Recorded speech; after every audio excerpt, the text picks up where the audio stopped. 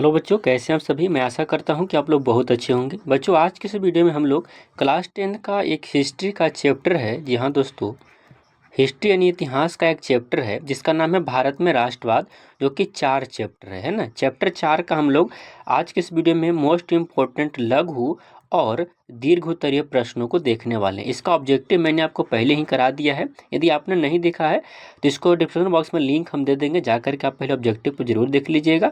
लेकिन आज के इस वीडियो में हम लोग लघु और दीर्घ को बात करने वाले हैं। भारत में राष्ट्रवाद के मोस्ट इम्पोर्टेंट पार्ट 4 जो हिस्ट्री का है, उसके लघु और दीर्घ उत्तरीय क्वेश्चन को हम आज के इस वीडियो में देखने वाले हैं। तो चलिए बिना देर के आज के इस वीडियो को शुरू करते हैं। चैनल पर यदि पहली बार आए हैं तो हमारे चैनल को सब्सक्राइब कर लीजिए, हमारे चैनल से जरूर जुड़िए। आज का पहला सवाल आप लोग के सामने रहा बच्चों, साइमन कमीशन पर एक संक्षिप्त टिप्पणी लिखा है। देखिए, ऑब्जेक्टिव हम आपको कराए हैं, तो साइमन कमीशन का गठन कब हुआ, भारत कब आया, क्यों किया गया, ये सभी आपको इसमें मिलेगा। आइए इसका उत्तर सुनते हैं। साइमन कमीशन, जो कि भारतीय संविधान आयोग एक था, साइमन कमीशन का गठन ब्रिटिश सरकार द्वारा 27 नवंबर 1927 में सर जॉन साइमन की अध्यक्षता में किया गया था। इसका मुख्य उद्देश्य भारत सरकार अधिनियम 1919 के तहत किए गए प्रशासनिक सुधारों की जांच करना था और भारत में संवैधानिक बदलावों के लिए सुझाव देना था कि किस तरह से भारत में संवैधानिक बदलाव किए जाएं। मैं तो कहूँगा एक बार इसे नोट कॉपी पर अच्छे से नोट कर लीजिएगा बच्चों, ताकि आपको ज़्यादातर याद हो। आइए नीचे आइए, इसके और क्या कहा गया है। इसमें और क्या कहा गया है कि इस आयोग में कुल सदस्य 7 थे, लेकिन सबसे बड़ा आपत्तिजनक बात यह थी कि इसमें एक भी सदस्य भारतीय नहीं थे।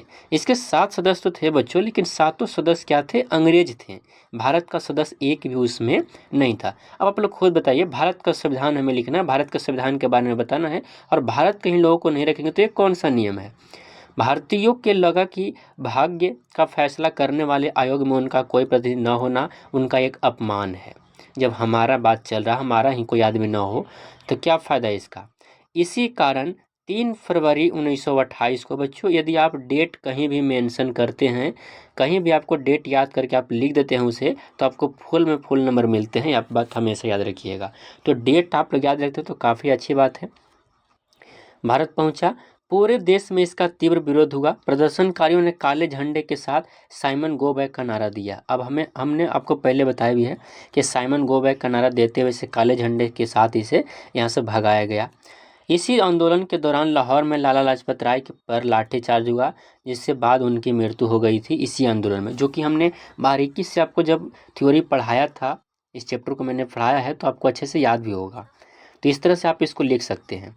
अगला सवाल बच्चों, अगला सवाल आप लोग के सामने रहा, चंपारण सत्याग्रह का संक्षिप्त परिचय दीजिए। देखिए, सारे ऑब्जेक्टिव मैंने पहले ही करा चुका हूँ। चंपारण सत्याग्रह का संक्षिप्त परिचय दीजिए बच्चों। तो देखिएगा, चंपारण सत्याग्रह सन 1917 ईस्वी में बिहार के चंपारण जिले में महात्मा गांधी के नेतृत्व में हुआ था। यह आंदोलन यानी गांधी जी का भारत में पहला सफल सत्याग्रह आंदोलन और किसान आंदोलन था। यहाँ के किसान ब्रिटिश बागान मालिकों का 3 कठिया प्रणाली से अत्यधिक त्रास थे। आपको अच्छे से पता है कि 3 कठिया प्रणाली क्या था। तो 3 कट्ठा यानी 20 में 3 कट्ठा पर आपको नील की खेती करना पड़ता था।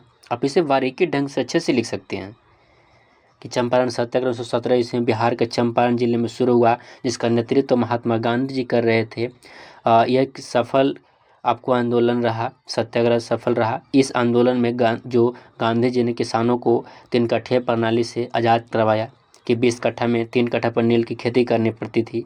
अब इसके बारीकी ढंग से लिख देंगे। मैंने तो आपको एक जरिया दे रहा हूँ कि आप इस तरह से इसे लिख सकते हैं। नील की खेती से जमीन बंजर हो रही थी और किसानों को इसका बहुत कम दाम मिलता था।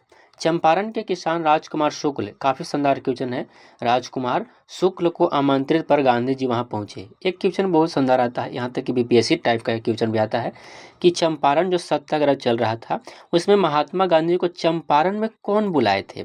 तो कौन बुलाए थे, राजकुमार शुक्ल बुलाए थे। और एक क्वेश्चन मैं जब पढ़ा रहा था तभी आपको बताया भी हूँ। और वहां पहुंचे, किसानों की दुर्दशा देखकर अहिंसक आंदोलन शुरू किया।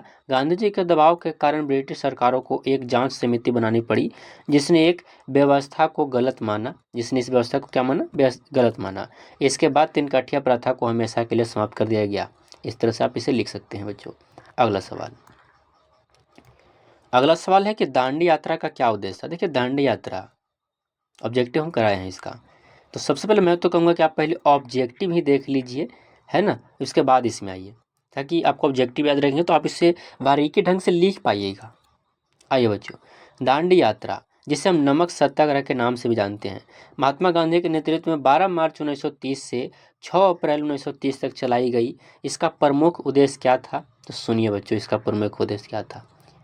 और जो आपको इस तरह से मैंने पॉइंट बना करके आपको लिख करके दिए हैं, आप यदि बिल्कुल इसी तरह से पॉइंट बना करके लिखते हैं तो एकदम फुल मार्क्स मिलेंगे बच्चों, याद रखिएगा। आपको आर्ट्स में लिखने का, एसएसटी में लिखने का ये तरीका ही है कि आपको कोई भी प्रश्न यदि पॉइंट वाला आता है तो उसे पॉइंट में लिखे, खिचड़ी चोखा एगो में करके नहीं लिखना है आपको। देखिएगा बच्चों क्या कहा गया, नमक कानून को तोड़ना। ब्रिटिश सरकार ने नमक जैसी बुनियादी चीज़ पर भी अधिकार कर लिए रखा था और उस पर भारी टैक्स लगाया था। अब बताइए, नमक तो हर घर के, ये कहिए कि भोजन का एक प्रमुख स्रोत है, उसने उस पर भी ज़्यादा टैक्स लगाया हुआ था। इस दमनकारी कानून को तोड़ने के लिए यात्रा किया गया था, नमक कानून को। उसके बाद है सविनय अवज्ञा आंदोलन की शुरुआत। दांडी के तटीय इलाके के समुद्र पानी से नमक बनाकर गांधी जी ने सविनय अवज्ञा आंदोलन को शुरुआत कर दिए थे। अगला क्या था कि जनता एकजुट हो गया था। नमक एक ऐसी चीज़ थी जिससे अमीर गरीब, हिंदुस्तान मुस्लिम सभी जुड़े थे, सभी जुड़ेंगे ही जुड़ेंगे। आपको अच्छे से पता है कि नमक किसको नहीं हो सकता है, सभी को चाहिए। अरे भाई, चाहे हिंदू हो, मुस्लिम हो, गरीब हो, अमीर हो, ऊंच हो, नीच हो, चाहे कोई भी हो, आपको सभी को नमक चाहिए। तो इसलिए नमक कानून को उल्लंघन करने के लिए बहुत से लोग, जनता एक साथ जुटे और महात्मा गांधी का साथ दिया। अगला सवाल बच्चों, अगला सवाल आप लोग के सामने, रॉलेट एक्ट से आप क्या समझते हैं। देखिए रॉलेट एक्ट क्या था। रॉलेट एक्ट मार्च 1919 में ब्रिटिश सरकार द्वारा पारित एक दमनकारी कानून था। इसका मुख्य उद्देश्य भारत में उठ रहे राष्ट्रीय आंदोलन और क्रांतिकारी गतिविधियों को कुचलना था। इस कानून के तहत सरकार को यह शक्ति मिल गई थी कि वह किसी भी भारतीय को बिना कोई वारंट या बिना कोई मुकदमा चलाए 2 साल तक जेल में रख सकता है ना। इसे भारतीय जनता ने काला कानून भी कहा था, है ना। इसे क्या कहा था, काला कानून कहे थे। काला कानून क्यों कहे थे, क्योंकि ना कोई इसमें अपील होती थी, ना कोई दलील सुनी जाती थी और ना ही इसमें कोई वकील रखने का अधिकार था। इसलिए इसे काला कानून के नाम से जाना जाता है। देखिए इसको कैसे लिखेंगे, हमारी बात को ध्यानपूर्वक सुनिएगा अच्छे से एकदम। कि रॉलेट एक्ट मार्च 1919 में ब्रिटिश द्वारा पारित किया एक दमनकारी कानून था। इस कानून में कोई भी भारतीय लोगों को बिना वकील और बिना दलील को 2 साल के लिए बंद कर, जिसे जो मन चाहे उठा करके उसे मारपीट करके जेल में बंद कर जाता था। इसलिए इस कानून को भारतीय लोगों ने काला कानून का भी नाम दिया, है ना। इस तरह से आपको लिखना होगा। अगला सवाल बच्चों, खिलाफत आंदोलन क्यों हुआ। खिलाफत आंदोलन, जो कि काफ़ी अच्छा क्वेश्चन। खिलाफत आंदोलन 1919-1924 भारत में मुख्य रूप से अली बंधुओं, जिसे शौकत अली और मोहम्मद अली कहते हैं, थ्योरी हम पढ़ाए हैं आपको अच्छे से, द्वारा शुरू किया गया एक राजनीतिक धार्मिक आंदोलन था। प्रथम विश्व युद्ध में तुर्की की हार के बाद ब्रिटिश सरकार ने तुर्की के सुल्तान, जिन्हें दुनिया भर के मुसलमानों अपना खलीफा मानते थे, के अधिकार छीनने और साम्राज्य को छिन्न भिन्न करने का फैसला किया। इससे भारतीय मुसलमानों में गहरा असंतोष फैल गया और उन्होंने खलीफा पद की रक्षा तथा ब्रिटिश नीतियों के विरोध भी एक आंदोलन चलाया। मतलब खलीफा को बचाने के लिए इन्होंने आंदोलन चलाया था। आप इसी पर नोट कर लीजिएगा। अगला सवाल बच्चों, अमृतसर में मार्शल लॉ क्यों लगाया गया। अमृतसर जो कि पंजाब, जहां जलियांवाला बाग हत्याकांड हुआ था, उसमें मार्शल लॉ क्यों लगाया गया था, सुनिए। अप्रैल 1919 में रॉलेट एक्ट के विरोध में अमृतसर पंजाब में बहुत बड़ा हड़ताल प्रदर्शन हो रहा था, जो कि शांति प्रदर्शन हो रहा था।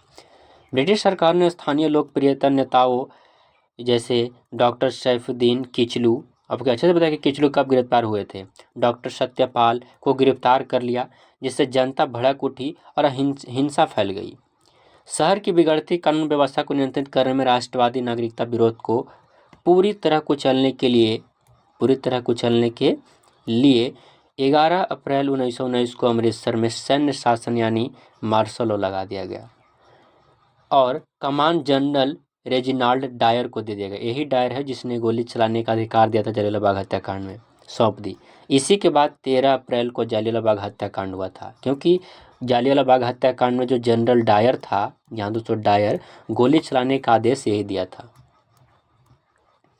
7वां नंबर सवाल बच्चों, राष्ट्रवाद में उदय में धर्म सुधार आंदोलन की क्या भूमिका थी? अच्छे से देखिए और लिखिएगा कि धर्म सुधार की क्या भूमिका थी। देखिए 19वीं शताब्दी के धर्म और समाज सुधार आंदोलन जैसे ब्रह्म समाज, आर्य समाज, रामकृष्ण मिशन ने भारतीय राष्ट्रवादियों को उदय में एक महत्वपूर्ण भूमिका निभाई। क्या क्या भूमिका निभाई, नीचे आपको पॉइंट बाय पॉइंट लिखा गया है, अच्छे से देखिएगा। आत्मसम्मान की भावना, इन आंदोलनों ने भारतीयों को उनकी समृद्धि, प्राचीन संस्कृति और गौरवशाली इतिहास से परिचित कराकर हीन भावना को दूर किया और आत्मसम्मान जगाया। ठीक है, पहला लिख दीजिएगा। दूसरा, सामाजिक एकता, छुआछूत, जातिवाद और सती प्रथा जैसी कुरीतियों पर प्रहार करके समाज को एकजुट करने का प्रयास किया, जो राष्ट्रीय चेतना के लिए बहुत जरूरी था। तीसरा पॉइंट, हो सकता है दीर्घ में क्वेश्चन होगा, स्वदेशी और स्वतंत्रता का विचार, स्वामी दयानंद सरस्वती जैसे सुधारकों ने सबसे पहले स्वराज्य शब्द का उपयोग किया और स्वदेशी वस्तुओं को अपनाने पर बल दिया, जिसने आगे चलकर स्वतंत्रता संग्राम की नींव डाली। स्वदेशी वस्तु यानी हम लोग विदेशी वस्तु का उपयोग नहीं करेंगे, अपने देश की वस्तु का उपयोग करेंगे, इसमें बल दिया गया। 8वां सवाल बच्चों, पूना समझौता किनके बीच और क्यों हुआ? पूना समझौता, देखिएगा, पूना फैक्ट, 24 सितंबर 1932 को पूना के इरवद्रा सेंट्रल जेल में महात्मा गांधी और डॉक्टर बाबा भीमराव अंबेडकर के बीच यह पूना पैक्ट हुआ था, पूना समझौता हुआ था। क्यों हुआ था ये सुनिए। ब्रिटिश सरकार ने कम्युनल अवार्ड, जिसे सांप्रदायिक पंचायत कहते हैं, के तहत दलितों के लिए अलग निर्वाचन मंडल की घोषणा की थी। गांधी जी इसके सख्त खिलाफ थे कि ऐसा नहीं होना चाहिए, क्योंकि उन्हें लगता था कि इससे हिंदू समाज हमेशा के लिए बंट जाएगा। इसलिए वे जेल में ही आम मरण अनशन पर बैठ गए थे कि नहीं, ऐसा बंटना नहीं चाहिए, दलितों के लिए एक अलग व्यवस्था नहीं होनी चाहिए। अगर ऐसा होगा तो फिर तो हमारा देश बंट जाएगा, हिंदुस्तान हमारा बंट जाएगा। तो इसका क्या परिणाम निकला, बात सुनिएगा। इस समझौते के तहत डॉक्टर अंबेडकर ने अलग निर्वाचन मंडल की मांग छोड़ दी। इसके बदले में प्रांतीय विधानमंडलों में दलितों के लिए आरक्षण सीटों की संख्या 71 से बढ़ा करके 148 कर दी गई थी। ये परिणाम निकला। अगला सवाल बच्चों, भारत में मजदूर आंदोलन के विकास का वर्णन करें। भारत में मजदूर आंदोलन के विकास का वर्णन करना है। तो भारत में आधुनिक मजदूर आंदोलन का विकास मुख्य रूप से उद्योगों की स्थापना और स्वतंत्रता संग्राम के समांतर हुआ, जिसे 3 चरणों में हम समझ सकते हैं। कैसे, तो आइए समझते हैं। दीर्घ उत्तरीय क्वेश्चन है। शुरुआती दौर यानी 1875 से 1918 के बीच, शुरुआती में मजदूर असंगठित थे, मतलब एकजुट नहीं थे। 1890 में नारायण मेघाजी लोखंडे ने बॉम्बे मिल हैंड्स एसोसिएशन बनाई, जिसे भारत का पहला मजदूर संगठन माना जाता है। इस दौर में सिर्फ स्थानीय स्तर पर काम के घंटे और वेतन को लेकर मांगे उठाई गई थी, है ना, स्थानीय बातों और वेतन को लेकर के मांग उठाया गया था। ये था पहला पॉइंट। दूसरा सवाल बच्चों, दूसरा पॉइंट, संगठित दौर और AITUC, जो कि काफ़ी अच्छे से हम पढ़ाए हैं आपको, ऐसा नहीं कि नहीं पढ़ाए हुए, सारे प्रश्न पढ़ाए हुए हैं। प्रथम विश्व युद्ध के बाद देश में महंगाई बढ़ी और राजनीतिक चेतना जागी। 1920 में all India trade union Congress, जो कि मैंने बताया भी है कि all India trade union Congress का स्थापना 1920 ईस्वी में हुआ था, की स्थापना की हुई, जिसके पहले अध्यक्ष लाला लाजपत राय थे। इसके बाद मजदूर आंदोलन पूरी तरह से एकजुट हो गया, संगठित हो गया। तीसरा कारण, राष्ट्रीय आंदोलन से जुड़ाव, अहमदाबाद में टेक्सटाइल लेबर एसोसिएशन 1918 जैसी संस्थाओं के माध्यम से गांधी जी ने मजदूरों को अहिंसक संघर्ष सिखाया। 1930 के दशक में वामपंथी विचारधारा के प्रभाव से मजदूर आंदोलन ने ब्रिटिश सरकार के खिलाफ राजनीतिक हड़तालों में बढ़ चढ़कर भाग लिया। हाँ, 1918 मजदूर आंदोलन, जिसे किसान आंदोलन भी कहते हैं। और सवाल है 10वां नंबर सवाल, देखिएगा बच्चों, जालियांवाला बाग हत्याकांड का संक्षेप वर्णन दीजिए। किसे नहीं देने आएगा बताइए, इतना आसान सा क्वेश्चन है। आइए हम इसका एक बार पढ़ लेते हैं। जालियांवाला बाग हत्याकांड भारतीय इतिहास की सबसे अमानवीय और दर्दनाक घटनाओं में से एक है, जो कि 13 अप्रैल 1919 ईस्वी को अमृतसर में बैसाखी के दिन हुआ था। रॉलेट एक्ट और अपने प्रिय नेताओं डॉक्टर सत्यपाल और डॉक्टर किचलू की गिरफ्तारी के विरोध में जालियांवाला बाग नामक दौल मैदान में एक शांतिपूर्वक सभा बुलाई गई। शांतिपूर्वक, ध्यान दीजिएगा, शांतिपूर्वक। अमृतसर में मार्शल लॉ लागू था, लेकिन जनता को इसकी पूरी जानकारी नहीं थी। सभा के बीच में ही जनरल डायर अपनी बख्तरबंद गाड़ियों और ब्रिटिश सैनिकों के साथ वहां पहुंचा। उसने बिना किसी चेतावनी के मैदान के एकमात्र संकीर्ण निकाय द्वार को घेर लिया। मतलब एक ही द्वार था निकलने का, उस द्वार को ही घेर लिया और निहत्थे भीड़ पर अंधाधुंध गोलियां चलाने का आदेश दे दिया। इस क्रूर गोलीबारी में महिलाओं और बच्चों सहित सैकड़ों निर्दोष लोग मारे गए, हजारों लोग तो घायल हो गए। इस घटना के विरोध में रविंद्रनाथ टैगोर ने अपनी नाइटहुड की उपाधि त्याग दी और इसी घटना के केसरे हिंद की उपाधि त्याग देते महात्मा गांधी जी। ये था, काफी दर्दनाक घटना था। भारतीय राष्ट्रीय आंदोलन में भारतीय राष्ट्रीय कांग्रेस के योगदान पर चर्चा करिए। देखिए, 1885 ईस्वी में इसका स्थापना हुआ था भारतीय राष्ट्रीय कांग्रेस के। देश की आज़ादी दिलाने में केंद्रीय मंच की भूमिका निभाई। इसके प्रमुख योगदान इस प्रकार से नीचे दिए गए हैं। क्या क्या है भाई, सुनिए। मंच और नेतृत्व प्रदान करना। कांग्रेस ने देश के अलग अलग कोनों के नेताओं और जनता को एक साथ लाकर अखंड भारतीय की सोच विकसित की। गोपाल कृष्ण गोखले, बाल गंगाधर तिलक, सुभाष चंद्र बोस और जवाहरलाल नेहरू जैसे महान नेताओं ने इस मंच से पहचान मिली, इसी मंच से पहचान मिला। और क्या लिखा गया है?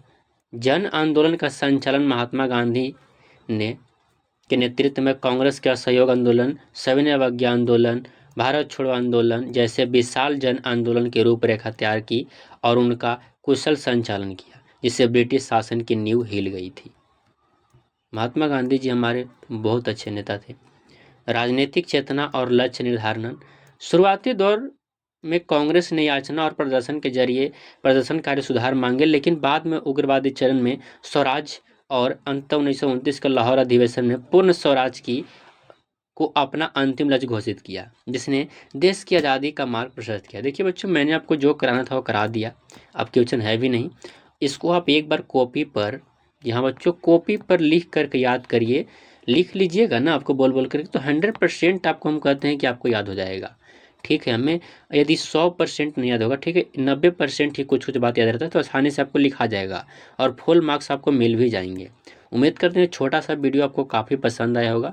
वीडियो अच्छा लगा वीडियो को लाइक करिएगा, दोस्तों के पास वीडियो को शेयर करिएगा।